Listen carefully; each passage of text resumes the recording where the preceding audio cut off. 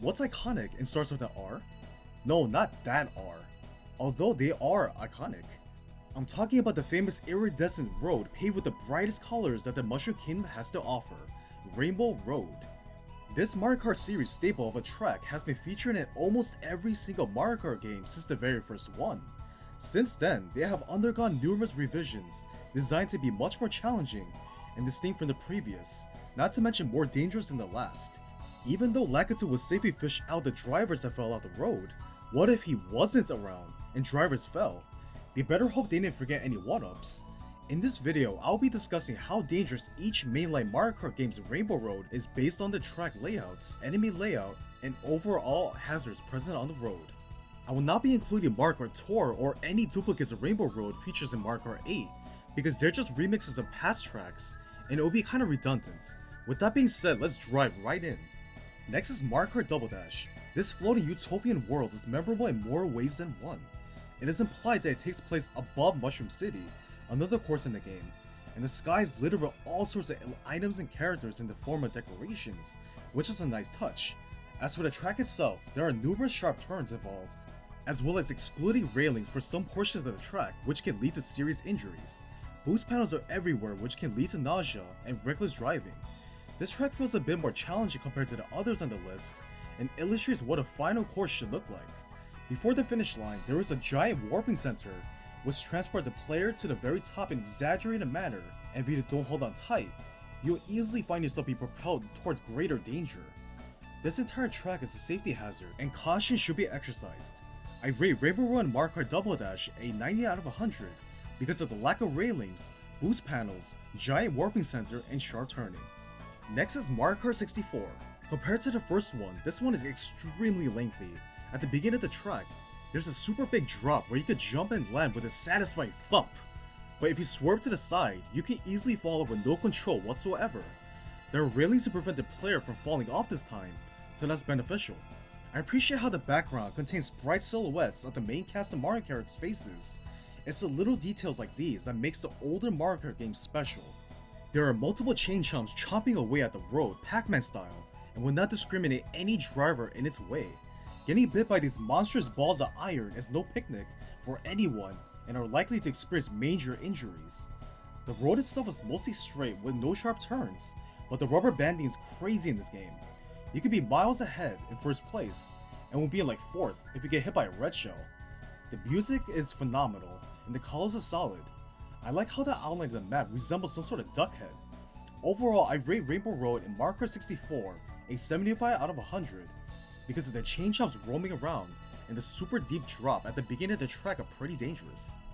We have Super Mario Kart. This is the very first Rainbow Road made in the franchise. Although the layout itself is pretty basic, it still presents some challenging portions such as knowing when to drift at the right time to avoid falling as well as avoiding giant thwomps, just eager to crush down on the racers. Since there are no railings, people are much more prone to falling off, which is obviously detrimental to the racers' well-being. It's a little on the short side, but when you take them all the item throwing and avoiding other players into account, it can get a little hectic and are more likely to slip up and fall.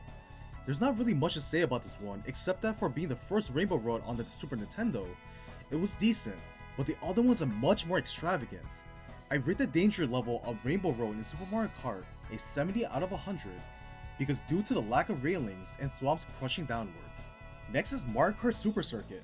Debuting on the Game Boy Advance, this version of Rainbow Road references Bowser's Castle from Paper Mario 64, which is a detail I have always appreciated. In fact, I love any game that references Paper Mario in any form, and this is no exception. As for the track itself, it's reminiscent of Super Mario Kart's Rainbow Road in terms of the layout, with a lot of turns and boosts. There are no thwomps or other obstacles here this time, so drivers can rest assured. They would have to do a lot of swerving however to stay on track. Other than that, this track is not really as dangerous as the previous ones, but it's still a bit challenging for newcomers. I rate Rainbow Road and Mario Kart Super Circuit a 60 out of 100 because of the lack of enemies and ample amount of room to drive and turn. Next is Mario Kart World's Rainbow Road. We're stepping away from the theme of space this time and just driving through a collection of tracks. The beginning portion doesn't resemble any rainbow colored roads, but rather peachy colored panels with tons of water and whatnot. I like how you're transported to the actual rainbow section by driving to a teleporter, which reveals a striking resemblance to Mario Kart 8's Rainbow Road, except this time it's a little cloudier. The road itself seems to stretch out for so long it laps obstacles. I appreciate how the track changes locations as you're constantly moving to different sections, which makes things a bit more interesting visually. In terms of safety, however, I think this is one of the least likely Rainbow Road course to get hurt on due to the wide space to drive on, but it is super long. I rate Mario Kart World's Rainbow Road as 70 out of 100 because of the extensive amount of rails and wide space to drive, rendering it a little safer than the previous one. Next is Mario Kart 8 Deluxe. This Rainbow Road seems a little less vibrant in terms of color, but took the space theme and went to town with it. The entire track takes place on a space station, and I love that they went in this direction. It seems much more secure than the previous ones because of the ample amount of railings and the fact that each kart has anti-gravity wheels, which kind of fits the theme. The roads don't seem too narrow this time, and there are a ton of conveyor belts that try to prevent you from driving faster. I don't know if it's just me, but I feel like this Rainbow Road is way shorter than 7's, and that everything feels all clumped together. It makes sense since it's supposed to be a space station, and there's bound to be a lot of gray colors and conflicts with the Rainbow Road theming. I rate Mario Kart 8's Rainbow Road is 75 out of 100 because it feels much more secure than the previous ones, and I'm sure it won't be an unpleasant experience for the drivers. Next is Mario Kart Wii. In this astonishingly bright stage of colorful wonders, it seems a bit more dangerous than the last, as there are a ton of ramps to jump off of, as well as large turns here and there. It's nothing too different from Double Dash and DS's Rainbow Road. The difference this time is that you can drive up walls to do sick flips and tricks to show off your driving to the heavens. However, this also increases the chances of injuries, as you find yourself constantly in the air, and one more maneuver can break all sorts of bones in your body if you're not careful. I noticed that there are far more open spaces and holes on the track itself, and it's bound to be a bumpy ride. Better fasten your seatbelts or else.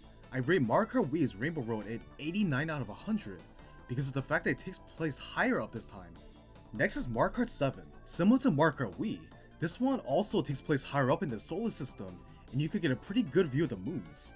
This version seems a lot more precarious this time because the roads seem way thinner with less room for error, and I like how it utilizes the theme of space to its advantage, like having the rainbow roads forming rings around one of the planets like a Saturn. It's interesting that you're actually able to drive from the usual rainbow colored roads to other surfaces like the moon's craters. This is probably the first time you're able to do it, and I'm all for it. There are also giant change-ups on the loose, so better watch out for those when karting. This also seems a lot longer than the previous one and way more colorful and vibrant.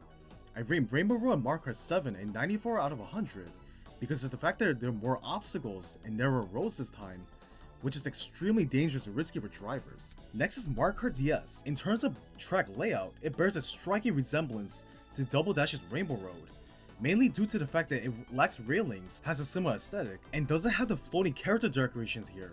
But it does have a big difference. It has loads of loop-de-loops and involves drivers racing on giant loops, Sonic style.